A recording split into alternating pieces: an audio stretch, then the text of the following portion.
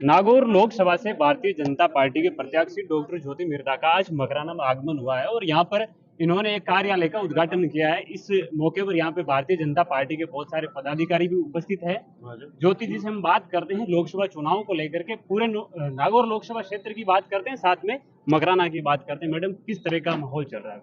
आप देखिए, आज सुबह से जिस तरीके से ये दूसरा दौरा है मेरा पंचायतों का, जहाँ पर भी गए अभी आगे भी कार्यक्रम जारी रहेगा। जहाँ कहीं गए बहुत अच्छा उत्साह है लोगों में, भारतीय जनता पार्टी के पक्ष में बहुत अच्छा रुझान दिख रहा है और मुझे पूरा विश्वास है कि 8 विधानसभाओं से भारतीय जनता पार्टी आगे रहेगी और सीट बीजेपी के खाते में जाएगी। जाहिल में हमने यही चर्चा करी थी, जब भी आप आते हैं कोई ना कोई सदस्य यहाँ आरएलपी के, उनको आप भारतीय जनता पार्टी में लेकर के आते हैं, और आज ही हमने मकराना में देखा। तो ये सिलसिला कब तक चलता रहेगा?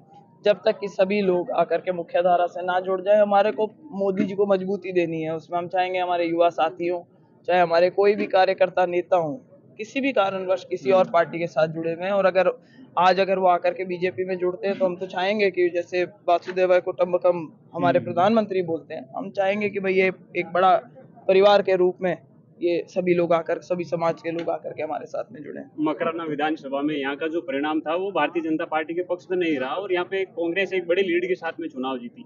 अब आप मकराना को लेकर के विशेष क्या रणनीति तैयार कर रहे हैं?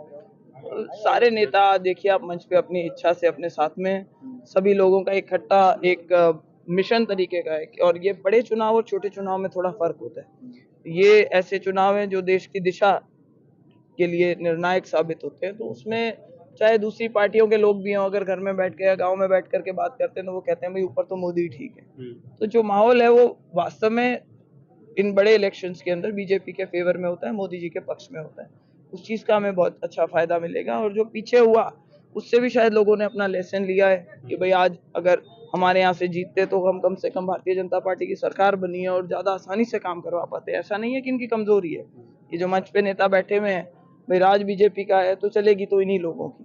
तो हमारा पूरा प्रयास रहेगा कि सबको साथ लेकर के चल सकें और अच्छे से आने वाले समय में मकराना का भी विकास हो, नागौर का भी विकास हो, इस तरीके की बात। नागौर जो राजनीति का केंद्र बिंदु माना जाता है और यहाँ पे हमेशा मुद्दों पे भी बात होती है, लेकिन इस बार अगर लोकसभा चुनाव की बात करें तो इस बार दोनों पक्षों की तरफ से मन से देखें तो एक तो अभद्र जो भाषा है उसका यूज हो रहा है, मुद्दों की कई बात नहीं हो रही है। दोनों पक्षों की तरफ से भी मैं मानता हूँ कि एक पक्ष की यहाँ पे नहीं है, तो यहाँ वाकई मुद्दों में नहीं, पर राजनीति कौन होगी। सी अभद्र बात बोली हमने? आप ये बताइए। आप कह रहे हैं दोनों पक्ष की तरफ से अभद्र बात हो रही है, हमने तो बोला नहीं कुछ अभद्र। मंचों से आपका भी एक जैसे विवादित टिप्पणी जैसे कांग्रेस नहीं, वो पार्टी ने। आप उसको विवादित कह रहे हैं, आप उसको देखेंगे तो उसमें कुछ विवाद है। आप कह रहे हैं दोनों पक्षों की तरफ से अभद्र भाषा का प्रयोग हो रहा है, पहले तो उसको करेक्ट करें, मेरा रिक्वेस्ट है। हाँ, मैंने मंच की गरिमा को कभी कम नहीं होने दिया।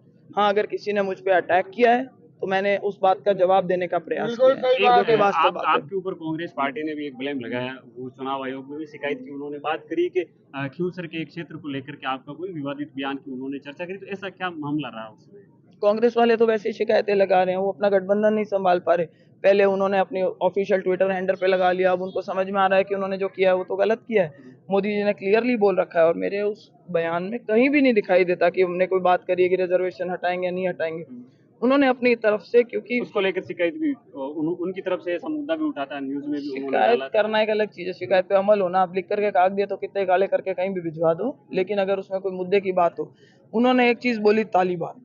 अब उनको अगर यही नहीं पता, मैंने इसीलिए बोला कि ये डिग्री जो है ये कॉलर पकड़ करके ली गई डिग्री है, तभी ये हनु भाई एलएलबी जो है इनके बिल्कुल चला हुआ है। क्योंकि डिग्री ऐसा लगता नहीं है कि ये पढ़े लिखे लॉयर हैं। कभी ये बोलते हैं कि मेरी जो एमबीबीएस का पहला साल मैंने साउथ में किया और बाकी के मैंने आकर के यहाँ से किया। इनको ये पता नहीं कि एमबीबीएस में ऐसे ट्रांसफर्स नहीं होती है, और वो भी सरकारी कॉलेजेस के अंदर। और उसके बाद मैंने मीडिया में लगा भी दिया था उसको, जब इन्होंने प्रचार शुरू किया था। हाँ, अभी कहते हैं कि एमपी लैड का पैसा लैप्स हो जाता है। इनको सांसद रह लिए, इनको ये नहीं पता कि एमपी लैड का पैसा कभी लैप्स होता ही नहीं है। फिर उन्होंने आरोप अपने बदलते गए। तो ये एक इनका सिस्टम है झूठ बोलने का, और वो झूठ का जो इनका सिलसिला है वो पब्लिक समझ चुकी है।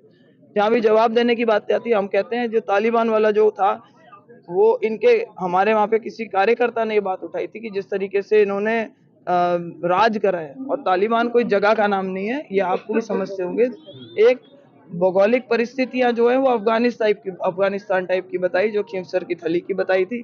तो ज्यादा से ज्यादा आप कंपेयर भी करेंगे तो उसको खींवसर से कर सकते हैं कंपेयर, अफगानिस्तान की जो भौगोलिक परिस्थितियां हैं।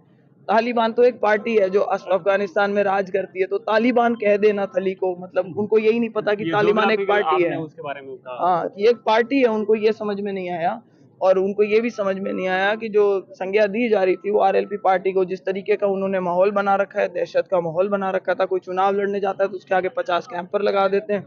जिस तरीके से वहाँ पे अमल डोडे का कारोबार होता है, इलीगल शराब का कारोबार होता है, उस तरीके के अपराध को जिस तरीके का उन्होंने प्रोत्साहन दिया है, तो वो संज्ञा जो तालिबान की दी गई थी वो आरएलपी के लिए दी गई थी, ना कि थली के लिए।